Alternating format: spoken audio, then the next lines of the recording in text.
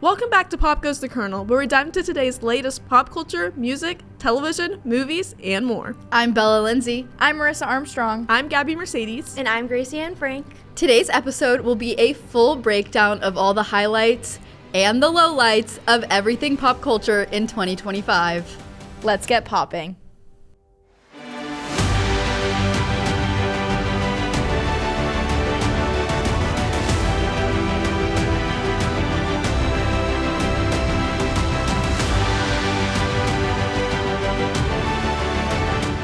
The opinions expressed on this podcast are the speaker's own and don't uphold the opinions expressed by the Kentucky Kernel. We're going to do a month-by-month breakdown of everything that happened in 2025. So Bella, kick us off with everything that happened in January. Well, we had one ginormous thing that happened in January, and it didn't even last that long, for only 24 hours, in fact. But to really get the behind the scenes of this, big thing that happened in January, we have to go all the way back to April 2024. In April of 2024, Congress passed a law requiring TikTok to sell to a U.S. company or it to be banned. I mean, we went through many, scares of, is this going to be banned? Like, oh my gosh, this is the last day that TikTok is going to be banned. Well, January 19th came, and what we had all feared and dreaded finally came. In fact, on January 19th, it said that TikTok was going to be banned at 12 o'clock at night. At 10 p.m., we all opened our phones and we got a warning saying that TikTok was banned. I mean, people were losing their minds. I kept on phantom opening the app. It was like we truly discovered how addicted we all were to TikTok. But thankfully, less than 24 hours after the ban, something magical happened. We got it back. So absolutely worst 19 hours of my life. But and another thing was that a lot of people, because of this ban, deleted the actual app, which when it came back, they tried to go and re-download it and found out they couldn't. You could only get back on the app if you had kept the physical app. So I was so glad that I did. I kept my faith, my trust, my hope in pixie dust in TikTok, and thank God we got it back, and I got my over 20,000 saved edits back. So I remember that day so vividly because I truly did realize how addicted to TikTok I am. And I like you said, I was phantom opening the app and I just kept going back and forth and I was like, oh my goodness, I can't open it. And people were finding alternative apps to download. Red Note was a big one. Yeah, everyone was on Red Note. But it didn't hold up like TikTok did. So I'm definitely glad we have it back. Yeah, for sure. And I think one moment that we all remember from the TikTok ban was James Charles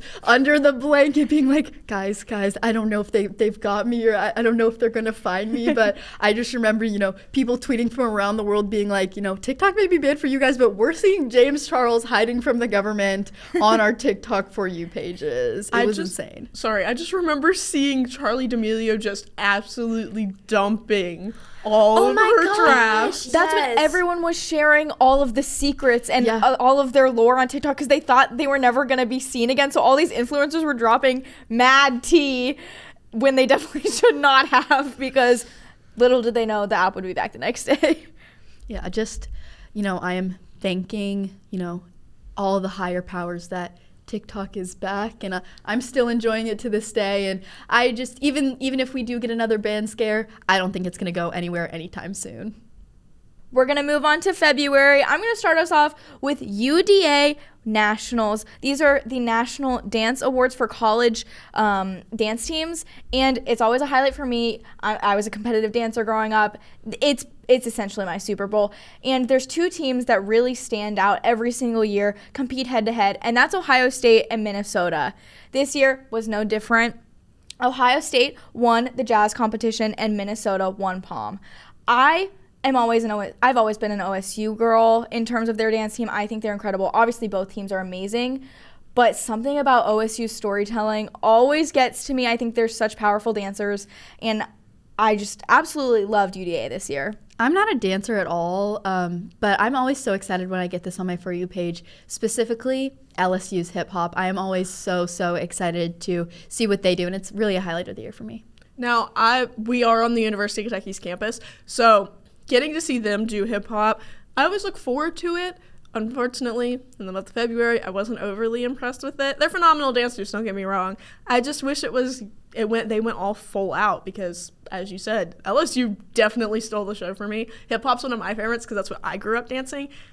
I wish UK would have really stepped it up this year.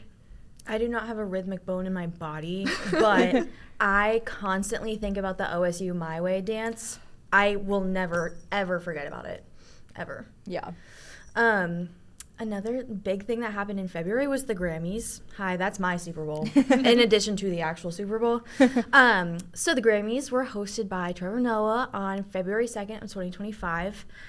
We had a very interesting Best New Artist medley performance, which featured Benson Boone. He started in the audience wearing a black tux. He was at one of the audience tables. And then he began to perform. He took out his mic. He was like, oh, it's a microphone. And then his black tux was ripped off by Heidi Klum and Nikki Glaser. And that was a hard watch for me, personally. I vividly remember watching it live, and I was like, what is happening? It was really funny. Yeah, and then the backflips, all... yeah, never mind. Benson. It's very Benson Boone coded. I mean, come on now. Yeah, it's very true to him.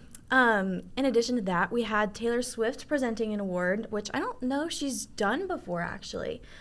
She presented Beyonce with the Best Country Album Award, which was a bit controversial. Her album, Beyonce's album, Cowboy Carter, also won Album of the Year, which is another cause for the controversy with Best Country Album.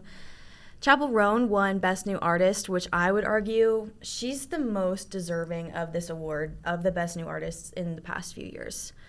And then my favorite part of the Grammys last year, well, this year I guess, was Kendrick Lamar winning 5 awards for Not Like Us. That was the most. He swept all of the awards that he was nominated for that song. He swept. And that was the most awards that were won by an artist in the night. And speaking of Kendrick Lamar, we also had Kendrick performing at Super Bowl 59. He did the halftime show.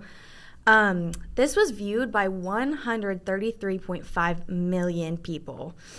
This surpassed Michael Jackson's Super Bowl 27 halftime performance as the most viewed Super Bowl halftime show, which I thought was so cool. Honestly, he won the beef between him. Agreed. Yeah. No, that's crazy. Imagine winning awards and performing Super Bowl. You won. You won. In the same calendar month. I mean, it was absolutely crazy. I'm not a rap person, but I remember keeping up with this beef so, vividly. The songs were all amazing. And I mean, he won the moment he looked into the camera and he said, hey, Drake. it was just everything about that Super Bowl performance was iconic. And, whether you think Drake or Kendrick won, Not Like Us is a good song. And I think it deserved all those awards. I don't even think it was an argument. If you're over here winning awards, performing at the Super Bowl, sorry, Drake, you lost this one.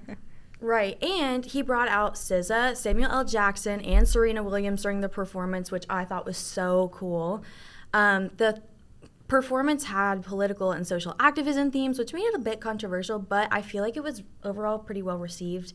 And something kind of that I noted, as well as the looking right into the camera saying, hey, Drake, you could hear the audience singing the lyric, trying to strike a chord, and it's probably A minor, on the broadcast, which I thought was crazy. So I feel like that effectively, we can say Kendrick won. It was definitely one of the most iconic moments of, music of the year, I would argue. 1,000%. Another iconic thing that happened in February was SNL's 50th celebration. It hit its 50th anniversary in 2025, and whether you love or hate SNL, this had a ton of viewers. It marked its milestone for one of the longest running shows in TV. There was a docuseries, a homecoming concert.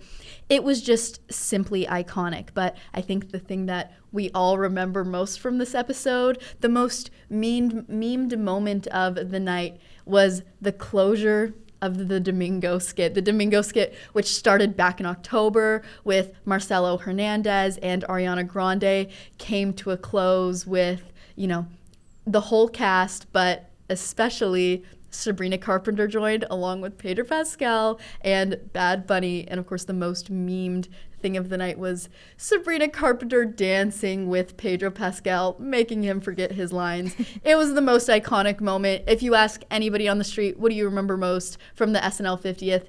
You know, they don't even have to watch it to say Sabrina Carpenter and Pedro Pascal. And that was such a beloved skit.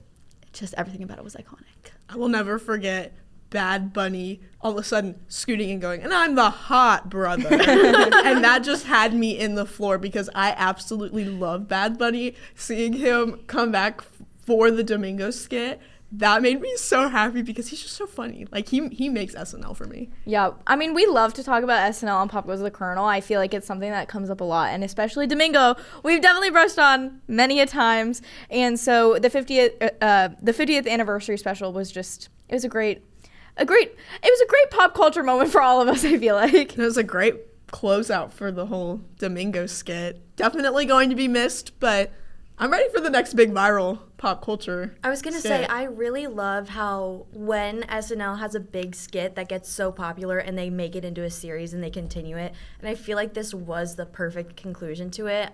Sabrina Carpenter and Pedro Pascal are two of my favorite celebrities, so that made my heart burst. We're going to move on down to March. Bella, do you want to talk about the Oscars? Well, you know it isn't me if I'm not talking about the award shows, the most iconic moments, or let's say the most infamous moment of the Oscars. We had Adrien Brody winning Best Male Actor for his performance in The Brutalist. What made this so infamous was the fact that filmmakers used AI to enhance his performance, his accent in the film. So this was already extremely controversial. Timothée Chalamet was up for Best Male Actor Performance in Complete Unknown, and many people thought he deserved that, way more. And the use of AI in films is so controversial. So Adrien Brody winning this already left a really bad taste in people's mouths. Well, Adrien Brody didn't care. He said, I've already left a bad taste in people's mouth. Let's keep going. When you give a speech at the Oscars, it's like one to 2 minutes, if that. And when it's your time to be done, the music starts playing.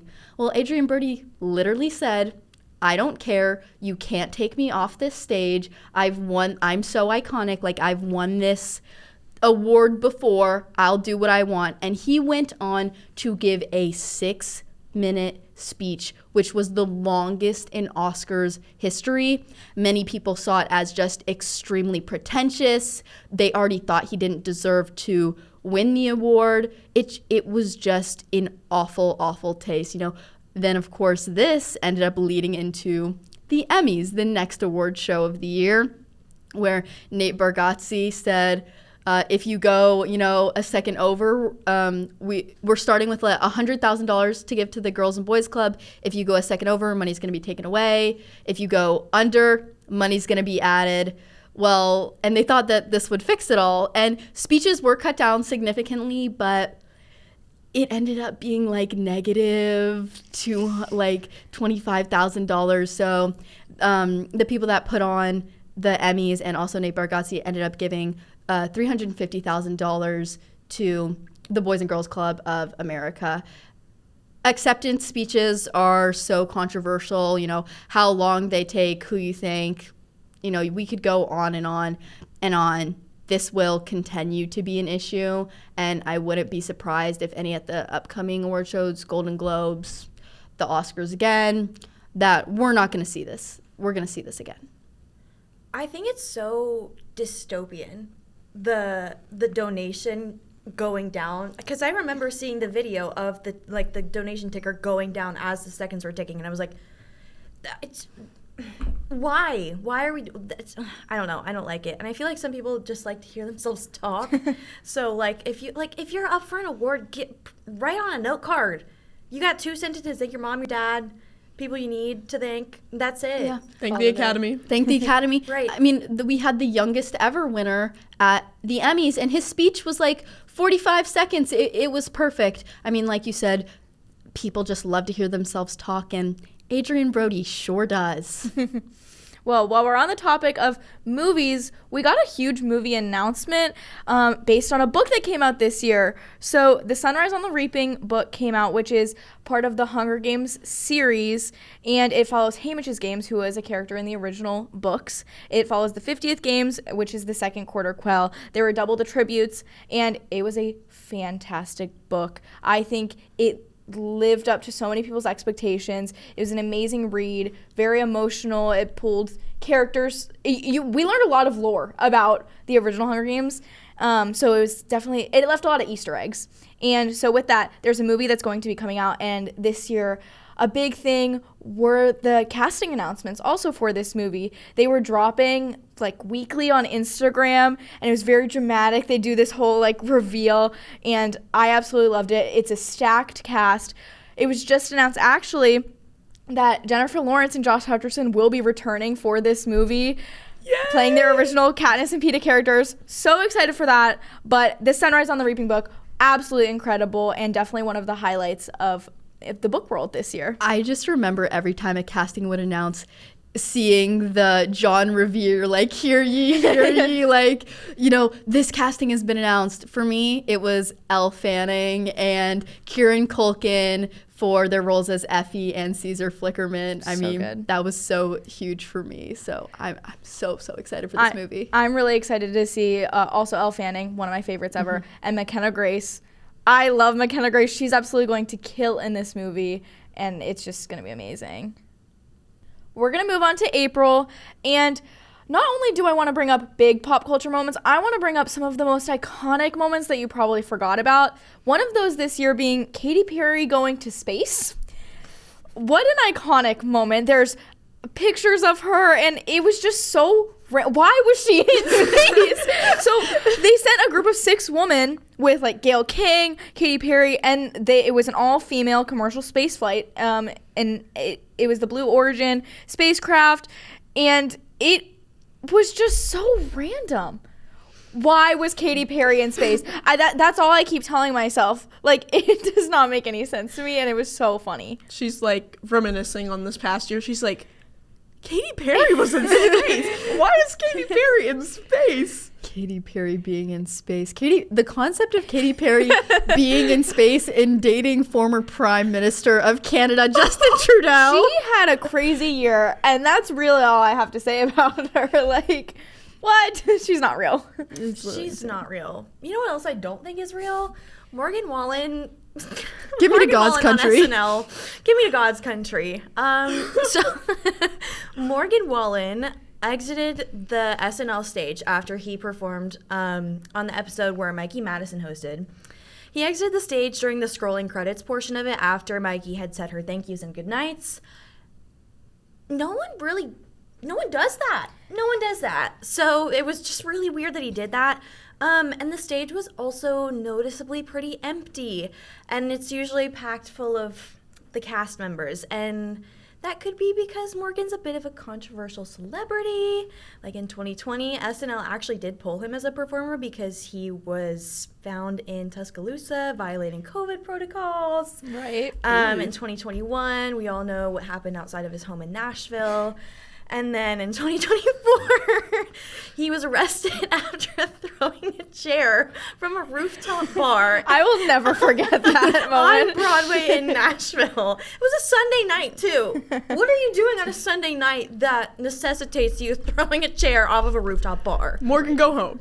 Go home. Get to God's country. I can just imagine his PR officer constantly saying, any press is good press, Morgan. Like, no, at this point, no. And it's ridiculous with the SNL thing is usually everyone stays and like hugs the whole cast because they just spent a whole week together learning all the skits and doing all the things. And the fact that he just up and left shows like... On camera. Like, that's ridiculous. In front of the camera. Left in front of the camera. What? That's wild work. Truly. I mean, another iconic moment that happened in April that shows any press, you know, any press is good press, is the Minecraft movie. One of the hugest movie moments of the year, for sure. For sure. And the most iconic thing that came out of it was Chicken Jockey. Chicken Jockey. I mean, this turned into the Minecraft movie already had such huge hype, but this all changed when we saw this video of a bunch of guys that went on $5 Tuesday to the movie theaters with their friends. And, of course, people were taking videos of the chicken jockin' scene and the movie theater exploding. And it wasn't that big of a moment until you see this guy start lifting something in the air and you realize it's a live chicken. He snuck a live chicken into the movie theaters, and you're seeing this and you're surely this isn't real. And then all of a sudden people are unlocking all these different POVs of, I was at the movie theaters and this guy, we got kicked out because this guy brought a chicken to the movie theaters, and it just went absolutely crazy. I had gone home for spring break, for a little break for Easter, and on my AMC was, if you cause disruptions in the Minecraft movie, you will be kicked out. This was on pretty much every single theater across the country, whether it was Cinemark, Regal, AMC. The theater employees were terrified of the Minecraft movie and Chicken Jockey. And so just to the movie theater workers of America, I would like to apologize on behalf of all of us and just say thank you for everything that you do and for putting up with a live chicken in the movie theater. I know that it's hard to sneak snacks into the movie theater, but that's crazy. A whole chicken. A live chicken. I just want to know how they managed to do that. Imagine walking up and I was excited to see all of the celebrity cameos of all these Minecraft YouTubers. And you walk up, you're like, one ticket to the Minecraft movie, and they start, the worker starts hyperventilating, not again. And it's not even until the middle of the movie. So he was keeping the chicken hidden for a significant amount of time. And it had to be just an insanely well-trained chicken. Chickens versus men. What else animal do we have? Speaking on that, a huge topic that was of conversation this year was the debate of 100 men versus 1 gorilla. People went on debating this topic for what felt like the whole month of April because people couldn't decide. Do you think in a fight who would win, 100 men or 1 gorilla? I remember getting the list of people this is our first line, this is our second line, and they were coming up with celebrities and everything. So what do you guys think? 100 men or 1 gorilla? Who's taking it? Well, would it be just 100 men, no weapons, or no, just physically 100 men? I think it depends on the man. It really depends on the man.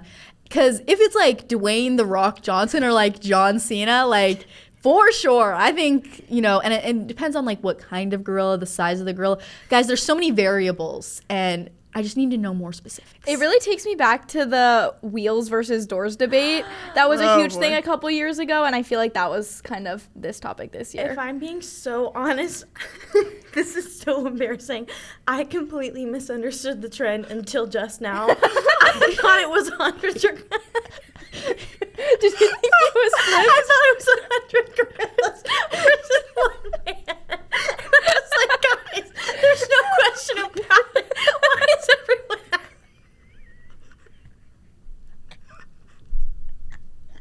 Moving on to May, let's talk the USC Speak Your Mind Ice Bucket Challenge. This was a viral sensation that absolutely took the world by storm. It was everywhere on Instagram. It was like a global kind of thing. And it started, like I said, from USC. They did a mental illness needs discussion club, and they essentially made this challenge where you had to nominate 3 people to essentially pour water on their heads for mental health awareness. It was very similar to the ALS Ice Bucket Challenge a few years back. And again, like I said, absolutely took the world by storm. We did it here at the University of Kentucky at the Kentucky Kernel. We had our TikTok manager do it. Absolutely hilarious. So what are your guys' thoughts on that? I love the idea of it, especially considering mental illness, mental health in particular is such, I feel like it's kind of swept under the rug a little bit considering so many people suffer from it. So I really like that we were bringing awareness to it. I do wish it was a little different from the ALS Ice Bucket Challenge just because I feel like that's, the ALS Ice Bucket Challenge, that is so specific to ALS. And I kind of wish we found another way to raise awareness for mental health. I agree. I feel like it's also difficult to do something like that without if you're raising awareness, I feel like a concept like this and a challenge like this is fun, but I feel like in cases where you would need monetary donations, like this is a university club, they probably need some monetary donations to do things. I feel like we should change it up a little bit. Absolutely. You know what we should have also changed up in this month? The trend of Labubus. Don't even get me started. Labubus really took the world by storm as well. Arguably, maybe a little more than an ice bucket challenge. Pop Mart came out with these, well, more so they blew up in this month. These little dolls, basically with a human head they kind of looked like monsters. And they had on a little, what I like to call, a fursuit. And most of them had ears. Most of them had like the bunny ears. They went viral. And then it became the debate on, oh my gosh, they're super cute. Or they are ugly, get that away from me. They scare me. So I'm going to be so honest. I was like, don't get them near me. I feel like I need to have a jar of holy water. They are watching me while I sleep. It will not enter my house. And then all of a sudden I kind of started playing into the bit. Pop Mart actually does live giveaways each day where you can enter to win a Labubu. I am not going to lie. I think I entered at least 18 of them, approximately counting, just for the bit, because at one point, come on now, it has to be funny. But were we team pro Labubu or con Labubu? I don't like Labubus. I think they're scary. I don't know why they're still a thing. People are just putting them on their bags. I mean, you have your fun, sure. I love me like a mystery blind bag so that I get the thrill of them. They're not for me. I think this was truly the peak of consumerism in the agree. United I was just gonna say States. that. Not even just in the United States. I remember the British lady going, I have the one and only 24 karat gold Labubu. I forgot about that. We saw it at the Thanksgiving Day parade. I think they are so ugly. I think they're so useless. And yeah, I think they're haunted. They creep me out, and just this truly just shows if it starts becoming a trend, whether you hate it or like it, you want it. You want it so bad, and if that's not, consumerism at its core, I don't know what it is. In June, some hot new bombshells entered the villa. So let's talk about Love Island. All right, so this was season 7 of Love Island USA, and Amaya and Brian won. Unfortunately, they're not together anymore. There was also an interesting twist when Casa Amor came around. Nick and Alandria were both voted out, and producers coupled them up. Producers gave them the option to couple up and stay on the show, and they chose that option. They're still together, I believe, right? They are. Yeah. I was not a big fan of that. Really? I was Nicolandria Nation. Okay, so I like Nicolandria. I don't like how it came about. Yeah, that's fair. Because I think if you're voted off, you're off. Yeah. It felt very forced. Yes. And I feel like because production saw all of the online speculation, everyone making edits of them when they'd never been together, and like everyone wanted it to happen. So I think production definitely forced them into it in a way. But I was still always a fan. Every Nicolandria moment I saw. They are a gorgeous couple too. Yes. Like, talk about gorgeous babies. Yeah. Oh, absolutely. Please. I liked Nicolandria as a friendship. I kind of like their relationship. It's grown on me a lot, but backtracking, unfortunately, Amaya and Brian are not together anymore. Thank goodness, because our Amaya Papaya baddie, she deserved better. I was happy they won at the time, but at the same, like, now I'm like, you know what? She deserves so much more. Honestly, when they won the season, I didn't really think of it as an Amaya and Brian win. I just thought of it as an Amaya win. I agree. Because that's what social media wanted. Like, people just loved Amaya so much, and that's why that couple won, because obviously they need to win in pairs. I think she was bound to win regardless of who she was with or what she was doing. Brian just got lucky that he was coupled up with her. Yeah, she was the people's princess, and I loved it. I was here for it. I think season 6 set people's expectations so high. So when this season came around, it was kind of very overly produced, and people were, wishing for a lot of things to happen, and it just didn't live up to the hype that season 6 had. But I'm not really a big Love Island fan, but let me tell you guys about the brand new bombshells that entered my villa, aka the movie theaters, the big summer blockbusters.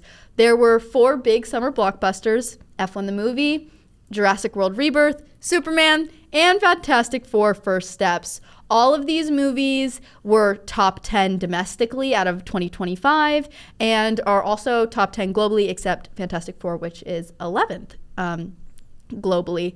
My personal favorite was Superman. It just absolutely blew it out of the park for me. I'm such a big summer blockbuster girl. I love my summer movies. The Twisters last summer or 2 summers ago in 2024 changed my life, and summer blockbusters just hold a special place in my heart. You know what holds a special place in my heart? One of my personal summer blockbusters, K-pop Demon Hunters. You all have heard me talk about it before. I've said it before, I'll say it again. Never been a K-pop fan. I feel like I really need to reiterate this when I say that this movie I absolutely loved because it was so good. Something about it, the message in general, like I've talked to a lot of people about this. I love the message that they're portraying, them talking about, okay, they're defeating the evil. And a lot of it you can really relate back to mental health, and that's what I really liked about it. And of course, I'm a musical fan. Me and Marissa have talked about it maybe more times than we probably should, but I really liked that aspect of it, which is probably what made me absolutely love the songs. Now, K-pop Demon Hunters took the world by storm, and when I mean the world, I mean all of my Netflix baddies, becoming the most streamed movie of all time on Netflix, and I'm 95% sure I was at least half of those after my friends forced me to watch it. Honestly, I'm just happy. I think as much as we give you flack for it, I have to admit that this is an amazing movie. The animation is amazing. The songs are amazing. The plot is amazing. Like, it's amazing for kids, but like Abby said, there is such a deeper message about mental health and just about like women in general. And I think it is a really powerful and strong movie. And I think when it comes Oscar time, especially Best Animated Feature, that's my pick to win. I really did like the animation on top of that. It reminds me a lot of Spider-Man Into the Spider-Verse. It just kind of the way the animation is, it's very similar. I don't necessarily know how to describe it. I feel like it's one of those you kind of have to watch to understand what I mean. But also, it was also a movie that was not about love and more about, loving who you are. And that's what stood out to me. So give me all the crap you want for it, especially you, Marissa. I see you looking at me over there. Hey, not my cup of tea, but I understand why it took the world by storm and so many people loved it. Let's kick it into high gear with July and talk about one of the most viral moments of this month. It was the most talked about concert over the summer, and I'm not talking about the Short and Sweet tour or the Eras tour. It was the Coldplay concert, Coldplaygate, the concert everybody was talking about. At Coldplay concerts, they do these kiss cams, and it panned to an older couple, and they very quickly separated and hid, and Chris Martin was like, oh, either they're having an affair or they're very shy. Within mere hours, the internet found out both these people were in fact married, and they were in fact having an affair. Internet detectives quickly identified them as Andy Byron, CEO of Astronomer, and Kristen Kobat, the HR chief. There was, insane public backlash. Everybody was making memes about it. Like, I even know a hockey team, did a meme with this, the Philadelphia Flyers with Gritty. It just went absolutely insane. Both people ended up resigning. And another kind of crazy thing that was on top of this, Astronomer got Chris Martin's ex, Gwyneth Paltrow, to create a video for them, kind of defending them. So it was just absolutely insane. We haven't really gotten an update since, but this was just a moment that everybody was talking about. I completely forgot about the Gwyneth Paltrow video until you just said that, and I remember how insane that was. Also, the fact that she was HR. The fact that she was HR and she was the HR violation. I just think that's so poetically ironic. It was just so funny seeing how they hid too. Like, one person ducked, one person was trying to hide. It was just so funny, and that's what made it so memeable, was just they were just trying to hide from the audience, and you couldn't do anything about it. They were on the Jumbotron. I just loved that moment this year. I think one of my favorite references was it was like a Reynolds pamphlet for those of you who are Hamilton fans, from when Alexander Hamilton cheated on his wife. And people, that was a big edit. People loved making edits to that song, the Reynolds pamphlet. And I was cracking up because he released a statement saying, oh, yeah, you know what, I kind of cheated on my wife, but it was really insensitive of Coldplay to call me out like that. Yeah. You're in public, buddy. You're in public. Trying to blame Coldplay was absolutely wild, and I think if they had just acted normal, nobody probably would have thought, any two ways about it. But these are just some moments that I absolutely love the internet, and I love being chronically online. Ringing in August, let's talk about the biggest ring of the year, Taylor Swift's engagement. I'm so excited to talk about this. So, there was long speculation that this was happening because there's always speculation on Taylor Swift's love life. I really don't like that. But long speculation that this was happening. They seemed very committed to each other and very serious. Taylor appeared on New Heights, which is Travis and Jason Kelce's podcast, to talk about her upcoming album, The Life of a Showgirl. And while they were filming and talking about the album, Travis had the elaborate setup done while they were filming, which was evident in the dent in Taylor's hair from her headphones that she was wearing in the podcast. Yes, I am a Swiftie detective. They made a joint post on Instagram with the caption, "Your English teacher and gym teacher are getting married," with a little TNT emoji because that's their couple nickname, Travis and Taylor, or Taylor and Travis. Also, it's a boulder. It's a full rock. It's huge. And you know what? I'm not surprised because that's Taylor Swift. That's what she deserves. That she needs that. I remember when I found out about this engagement, I screenshotted your story. I absolutely lost my mind. I go, and I couldn't speak because I just saw the post and I had no words. And I was like, oh my God. And everyone was like, what? Taylor's engaged, because everyone knows I love Taylor Swift. And I'm just so happy for her. And this is definitely a moment that'll be talked about for a long time. Another group of singers that made a big splash in August was the group Cat's Eye with their jean ad with Gap. They did, it to the song Milkshake Brings All the Boys to the Yard, and they just did this iconic ad. It was like, many people saw it as the return of Gap, the return of Gap ads. It went absolutely viral. It was everywhere. The TikTok dance exploded, and it was just amazing timing and kind of seemed as a clapback to Sydney Sweeney's controversial jean ad with American Eagle. But this is just an amazing group of girls. They're so talented, and Gap just used them perfectly in this way. I love this ad. It was kind of mesmerizing to watch. I just kept watching it over and over again, and I think so many people online did too, because that's how it became a viral sensation on TikTok. It was just so cool to see them all, and I love Cat's Eye, I love Gnarly, and I'm so excited to see where 2026 brings them, because I think they are absolutely, if they haven't blown up already, they are absolutely going to blow up in this next year. Dancing our way into September, let's talk about season 34 of Dancing with the Stars. And what a season indeed. Now, one of the most intricate things to me is last season we had Joey Grosday taking home the win, and another big male icon, Robert Irwin, with his partner Whitney Carson, taking home the Lynn Goodman Mirror Ball this 34th season. Now, one of my favorite performers by far, of course, next to Joey. I loved him from the beginning, and of course I called his win from the first moment I sat down and saw him on the screen. We had so many unique stars, like Alex Earl, we saw Whitney Levitt. It was those, of course, Alex being the runner-up and Whitney, and we've talked about her drama and controversy surrounding the show. And of course, our King Ezra making it to his first finale with Jordan Childs. It was insane. And of course, they just wrapped up with their Christmas special where, it wasn't my necessarily favorite, mainly because I really like the competition aspect, but just some fun little dances here and there, and it was very cutesy, good way to round out the year. But how did we feel about this season? I know we've talked about it quite a lot, but it can never be too much, right? Yeah, I think this is one of the most competitive seasons of Dancing with the Stars we've ever had. There were so many good contestants on this season, and it was just so entertaining to watch. I think we got a lot of viral memes out of it too. Jan was a new pro on the show, and he is just so funny. He would go live all the time, and he had this dead to me list. DTM list.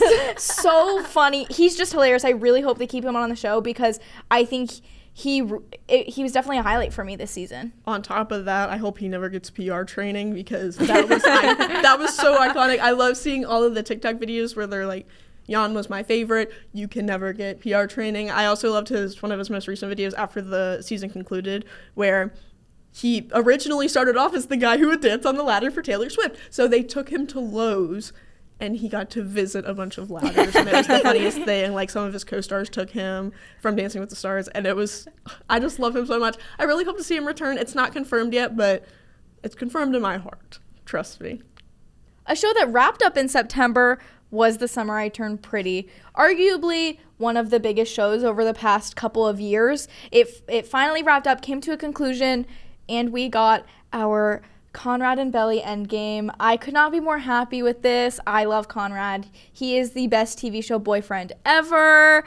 I love this show so much. I watched it ever since it first started and came out. Literally the night it came out, I was watching it. And just seeing the show grow and progress made me so happy. And I just love The Summer I Turned Pretty. I would like to formally apologize to everybody who watched when I said that I am Team Jeremiah. I take that back wholeheartedly. Gracy is shooting me a look right now. I didn't know you were ever Team Jeremiah. So I watched maybe the first season and kind of called it quits because it wasn't really my thing. And then over the summer, I really grew more attached to it, to the point where I actually ended up going back, watching the whole thing, and then finishing it on time with everybody else. And I don't really know why I was Team Jeremiah at first. I think because everything was going on with Conrad, between her and Conrad, and the whole breakup at prom, yada, yada, yada. And I just wasn't a big fan of it. Going back, again, formal apology on my behalf. I think something I really liked about The Summer I Turned Pretty is the fact that it released in the summer. Of course, it finished in September, but that was the end of summer. The season would end at the end of summer. And I really liked that. It never really occurred to me that this was actually going on. Something about that, I feel like it made it different because, summer would roll around and you're like, okay, time for The Summer I Turned Pretty. I grew really attached to it with season 3. And you know what? Proud to say I'm Team Conrad now. No more shade, at least personal shade on my behalf. So again, formal apologies, y'all. I was really excited that they announced the movie. I'm so excited for that. Yeah, there's going to be a follow-up movie about, hypothetically, about Conrad and Belly after they ended up together. We don't know. Jenny Han apparently just finished writing it, so we won't be getting it for quite some time, most likely. They haven't even scheduled filming yet, but I'm so excited for that. I'm so glad we're getting more to their story, cousin's story, and everything. Falling into October, we had a new Taylor Swift album come out, which, not to bring her up again, but this is definitely an important album to talk about. She released The Life of a Showgirl. It's a 12-track album, and obviously I was very excited for it. But I will say, I do think it is her weakest album. Unfortunately, as much as I hate to say it, it doesn't compare to some of her other works, and I think a lot of people felt the same. It got a lot of negative backlash online, and people were saying it isn't good. Well, I don't think it is her strongest. I still think it's a fine album, and I still listen to a couple tracks. I haven't really gone back and listened to it in full since it came out, so I guess that says a lot about the album, especially coming from me, but people just didn't really seem to like it. I think the only reason that, people say that they do like it, I'm not trying to yuck anybody's yum, but people who are Swifties, they're very much on that bandwagon. And I think that's a lot of the reason why it's gotten love. If this was anybody else's album, it would be absolutely torn apart. I don't think there was a single aspect in which it was strong. Usually she's very strong in her lyricism or her vocals, and that just wasn't the case in this album at all. I mean, I know she said, she was like on a radio show, she said, I'm just scared now that I'm happy I'm gonna lose my songwriting abilities, and everybody was like, yeah girl, you lost it. And I kind of agree. She very much lost her relatability, especially since the Eras Tour. I mean, she's a multi-bajillionaire at this point. She's engaged to an NFL tight end. Like, she's not writing songs in her bedroom anymore. It's not stuff that her younger audience, that I believe probably makes up the majority of her audience, can relate to, which is why I feel it didn't really hit the mark. on top of multi-bajillionaire, you know who would have been a multi-bajillionaire? The people who robbed the Louvre if they were actually a little more successful. Now, Bella, I know this is right up your alley.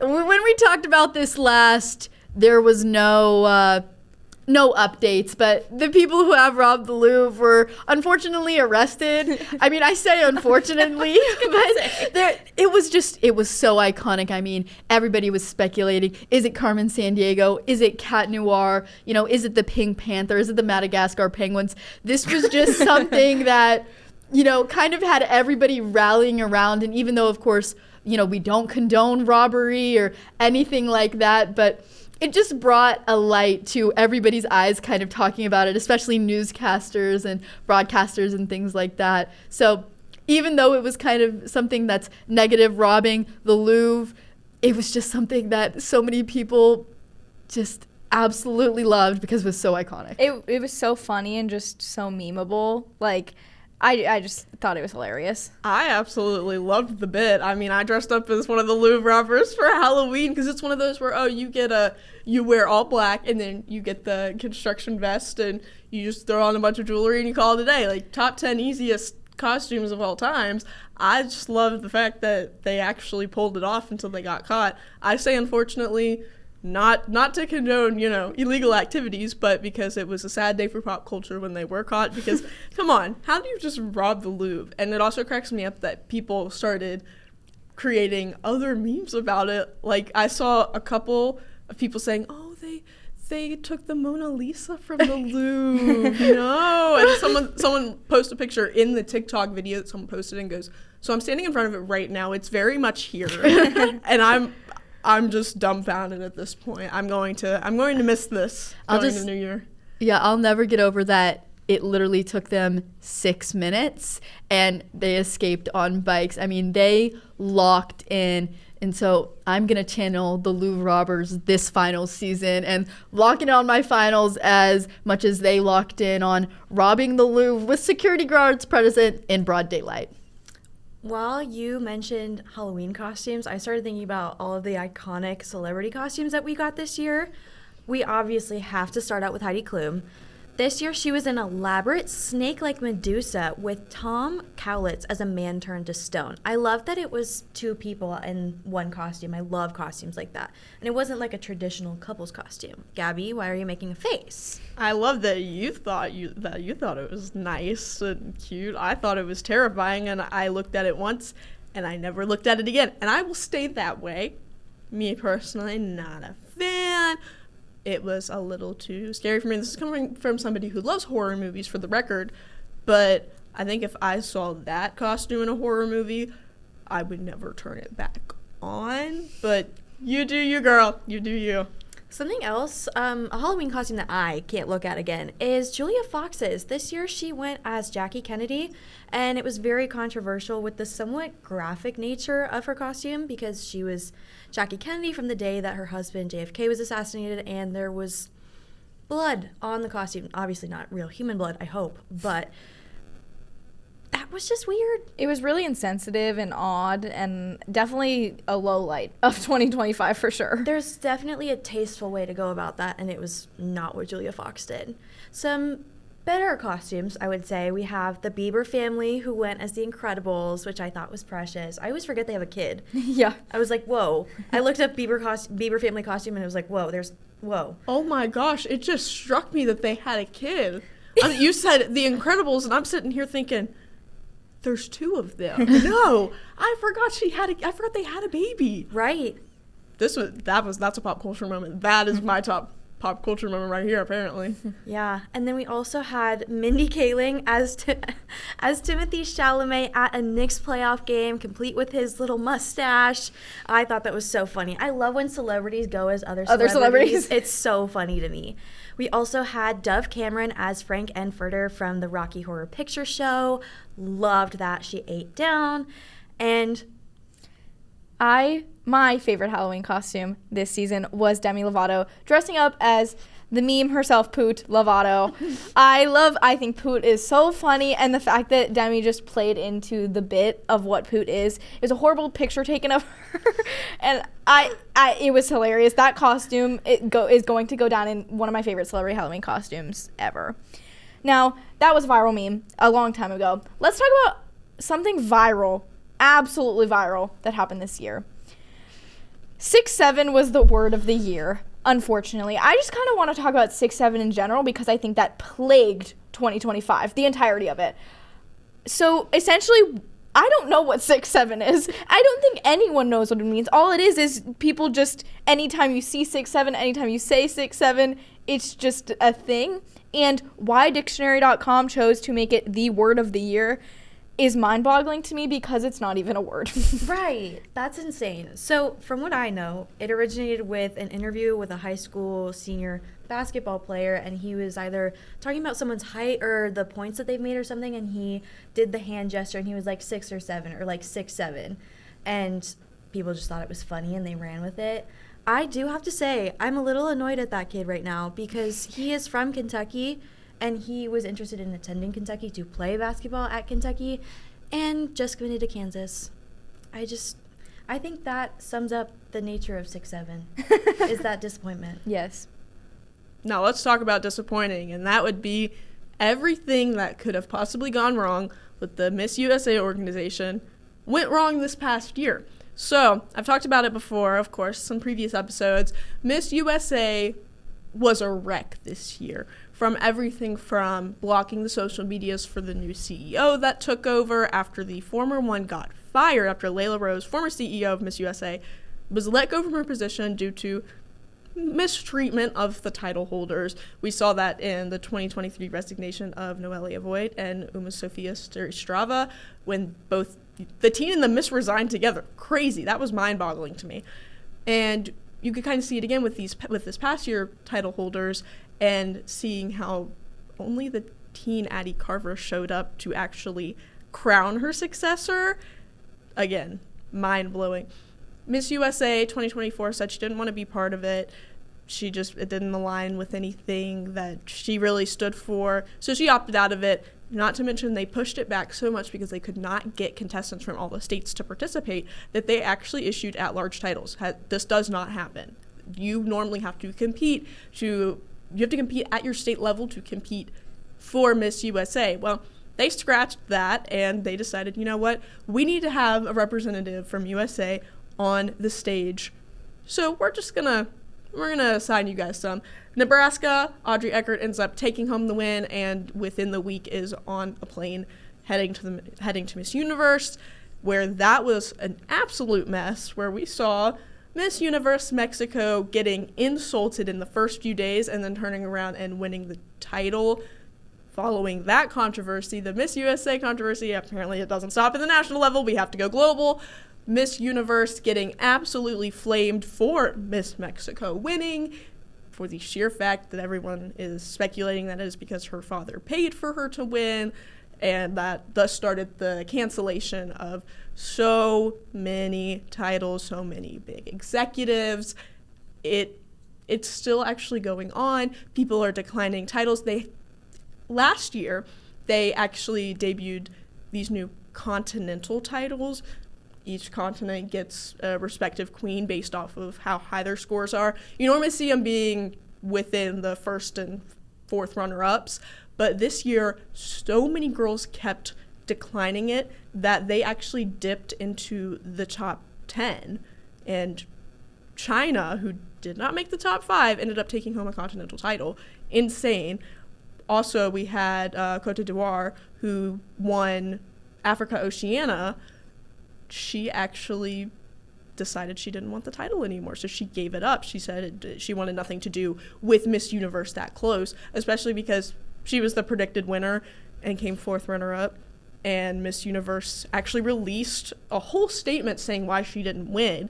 That actually just happened recently, saying, oh, it's hard with visas and citizenship and yada, yada, yada, a bunch of excuses that people just absolutely flamed for. They're calling for presidents to step down. People don't want to be associated. Still going on. Not exactly anybody's favorite pageant right now, but Audrey Eckert's back in the United States, and she can finally truly begin her reign as Miss USA. So aside from that, she seems to be a very sweet girl. She's actually a cheer coach. She's been coaching a ton of competitions as of late, and on top of that, having to travel all around her hometown for her homecoming celebration. And I think we need something that's a little different from all of this scandal. Hopefully we're on the tail end of it, because I think not only are you all tired of me hearing about, okay, what happened to Miss Universe now, Gabby, I think we're done for this year with the amount of chaos in this organization in general. There are some pop culture moments to be thankful for here in November. Let's talk about them. Starting off with Sexiest Man Alive, taking home that title is no other than Jonathan Bailey, our Bridgerton and Wicked star. He's the first openly gay actor to receive this title, and not gonna lie, it is so well deserved. So happy for him, and honestly one of my favorite actors of all time, probably. How are we feeling? I love this choice. I think it was a great choice. I predicted it. I thought he was going to be chosen, and I'm so glad he was. I predicted against it, which was really funny. I was like, there's no way.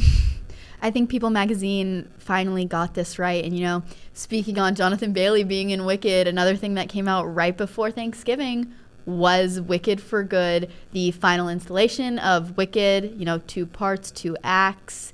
Of course, just you see the branding everywhere. It's absolutely everywhere. Theaters are absolutely packed. It didn't get as much love as the first one did, as we previously talked about on this podcast, but just a ginormous moment, and it's crazy to see how a musical that not many people knew unless you're a musical theater fan turned into this absolutely giant worldwide event, getting 4th worldwide in the box office and 9th domestically. With this year still coming to a close, we still have so many things to look forward to in December. I'm so excited to see what the rest of the year brings, and hopefully we'll have at least one more big pop culture viral moment.